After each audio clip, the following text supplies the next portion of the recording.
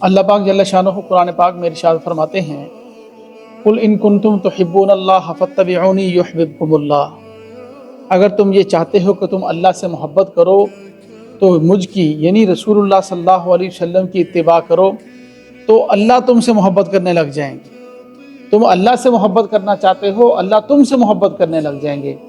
اور سب کچھ تمہارے تابع کر دیں گے۔ جیسا کہ ایک شعر ہے کہ محمد سے وفا تو نے تو ہم تیرے ہیں،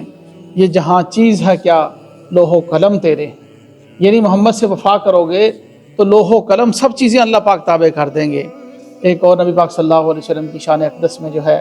بڑا خوبصورت شعر کہا گیا ہے،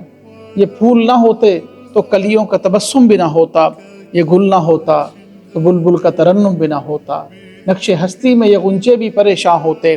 رختے بر دوست پہ سب دست و گریباں ہوتے، خیمہ افلاک میں پھر سے تشتت ہوتا، بزم توحید کے نعروں میں تردد ہوتا، نہ دشت و جبل توحید کے ہدی خواں ہوتے، نہ مزین تیرے ذکر سے بیاباں ہوتے، حصول وحی میں موسیٰ طور پہ پہنچے، کیا عجب کہ وہی تیرے حضور پہ پہنچے۔